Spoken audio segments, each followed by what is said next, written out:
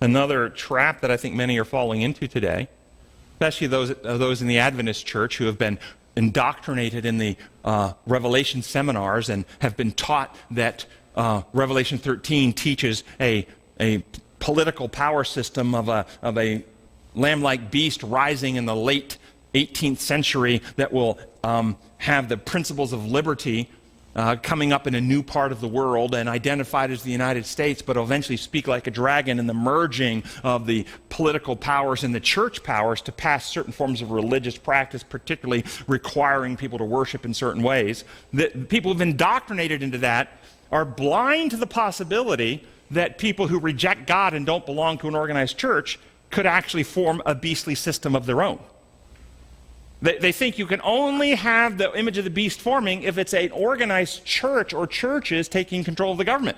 They fail to see that you can do the same thing with a system of morality and beliefs that are not identified as religious. They're a-religious, but there's still a moral system of philosophy upon which life operates, and they seek to take control of government to force it upon everyone else. That's a beastly system. And many Christians, particularly Adventists, are completely blind. The one with the organized churches taking control would come from typically a political right side of the aisle. The other one would come from the political left side of the aisle. Satan doesn't care which side he comes from, as long as he can get control of hearts and minds through coercive measures. There's another aspect to our quantum understanding. Do you understand right now the importance of your beliefs and your power of choice? Thinking for yourself, evaluating for yourself, coming to your own conclusions, being an evidence-based thinker. You will be changed. You can do it actively. You can be a passive pawn and go along with somebody you've trusted and let them tell you the answers and you just accept them. You'll be changed by that too. But there's another aspect to our quantum understanding of our being. We not only have the ability with our physical bodies to impact other people, such as a surgeon suturing a wound, a setting a broken bone, a therapist stretching a limb, or giving a massage, physically using our physical bodies to interact with somebody else's body, affecting them. We can do that. That's the physics of big things. But we can also affect people on the quantum level. See, we can directly use our physical abilities to impact another person and bring healing, and we can do this without involving God directly. An atheist surgeon who denies God can still take out an inflamed appendix and save a person's life, can still reduce a joint and put it back in place. And healing will take place even though the surgeon denies God, because God's laws are design laws, and the laws of health are still in operation. And God is still sustaining his universe to operate as he's designed it. And as you move a person in harmony with his design, healing takes place. It's built into the system as God designed it. And so people don't have to acknowledge God to use their own abilities to align with the principles of God. Is everybody with me so far? Because we're going to get to prayer here, intercessory prayer. And we're talking about the physics of big things. That's Newtonian physics, Isaac Newton, laws of motion and friction and so forth, the physics of big things, using our body. This is the physics of brain circuits and brain neurotransmitters, the chemicals the brain makes, okay? The physics of big things. We talked earlier about the physics of the small things, the quantum electron clouds. Newton's thinking focused simply on the physical aspects of interacting, like we just talked about surgically or otherwise, but Newton's understanding of the universe does not account for or explain consciousness. That's the physics of the small things, your quantum computer. Or freedom of choice. Or flocks of birds and schools of fish turning instantaneously in unison. That's quantum linkages. They're all linked with a quantum connection. Human intuition. The sudden awareness of a loved one in danger at a distance from you. That's a quantum connection. Newtonian physics does not explain it. Miraculous healings. God is the God who built the big things, that Newton described, but he's also the God who built the infinitely small things, the quantum stuff. In quantum physics, matter is both a particle with mass and that exists in a point in space-time. It exists at a particular place in space-time, but it's also a wave that moves and extends through space and time. Kind of mind-boggling, isn't it? Quantum understanding has led to ideas such as entanglement. Everything in the universe is connected on these quantum linkages.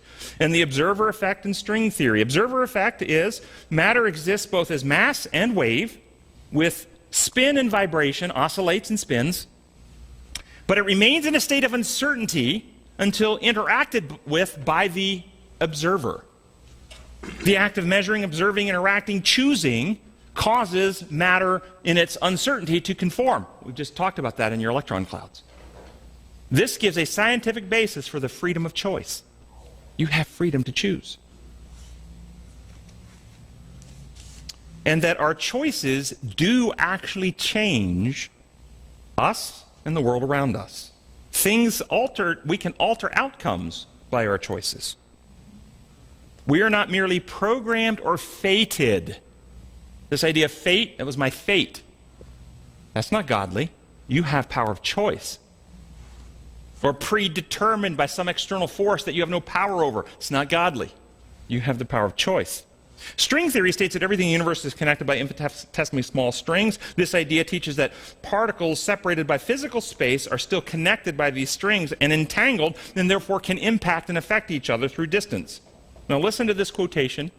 I use the term 19th century sage named Ellen White wrote the following. She was one of the founders of the SDA Church in Evangelism. You can find Evangelism page 93. She wrote this years before physicists understood quantum mechanics. A century before. Okay? It is God's plan that every part of his government shall depend on every other part, the whole as a wheel within a wheel, working with entire harmony. He moves upon human forces, causing his spirit, now get this, to touch invisible chords, and the vibration rings to the extremity of the universe.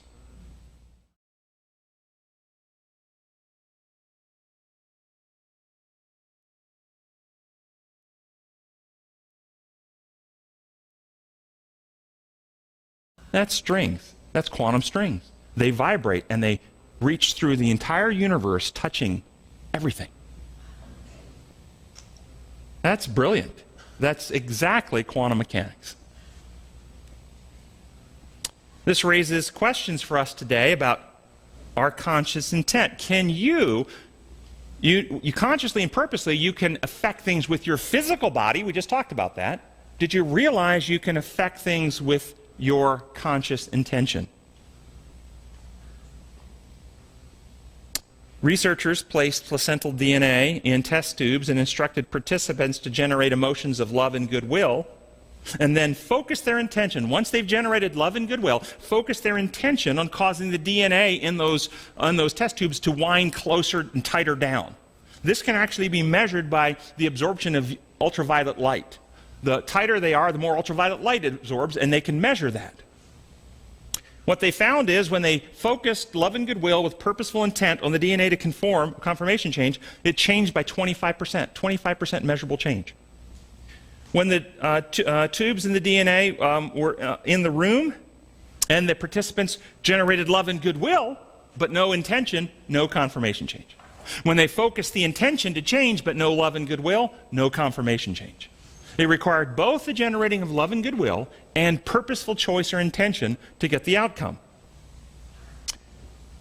Now, they wanted to know, is this just a general, your brain is an bioelectrical organ. It creates an electromagnetic field that can be measured with EEGs. And say, well, is this just a general electromagnetic field that's kind of a general field that's going out in the environment? Or is this really specific by the conscious choices? So they had 3 test tubes lined up together on a counter, and they had them generate love and goodwill and focus their conscious intention on the DNA in 2 of the test tubes, winding tighter, but not the 3rd.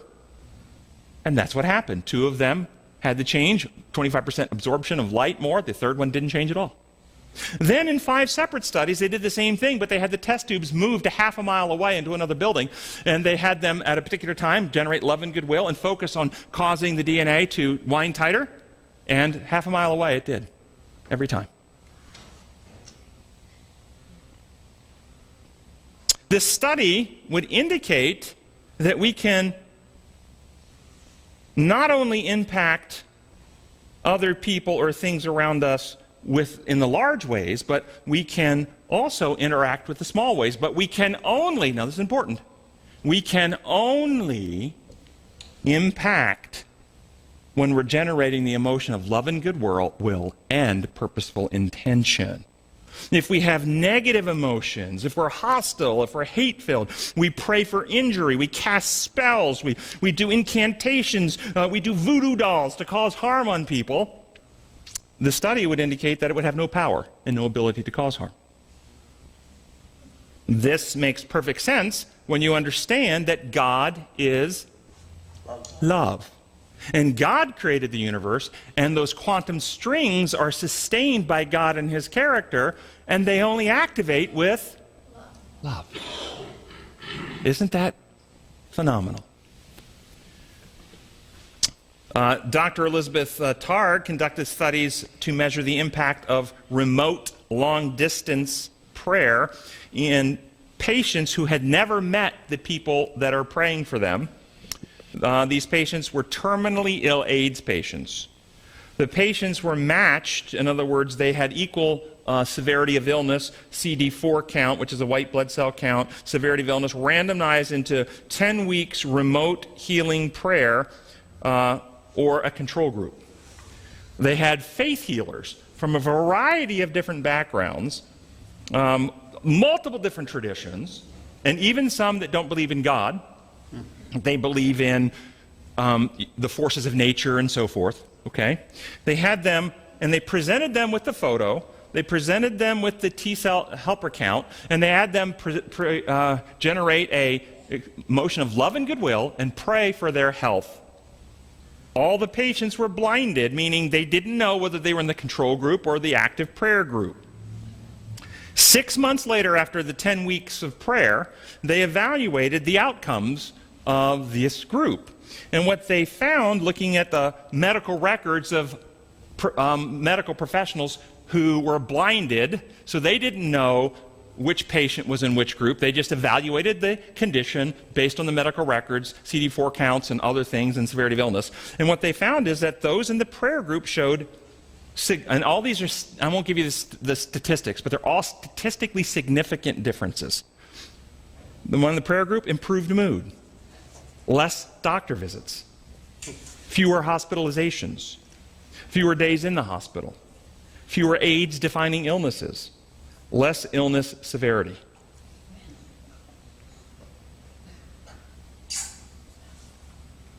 Our prayers not only invite God, who I believe is real, an intelligent being, creator and sustainer of the universe. When we pray, we invite him in. Not only does that, but our prayers, if we pray with love and goodwill, with focused intention, use the abilities God has given us through quantum connections to have a positive influence on the people for whom we pray. So I want to thank all of you for praying for us in our ministry, because we get emails all the time that people all over the country and all over the world are praying for us, and it doesn't matter how far away you are, you're quantumly linked. And we appreciate the prayers, and we need the prayers. Sunday's lesson focuses upon the cosmic struggle, the cosmic conflict.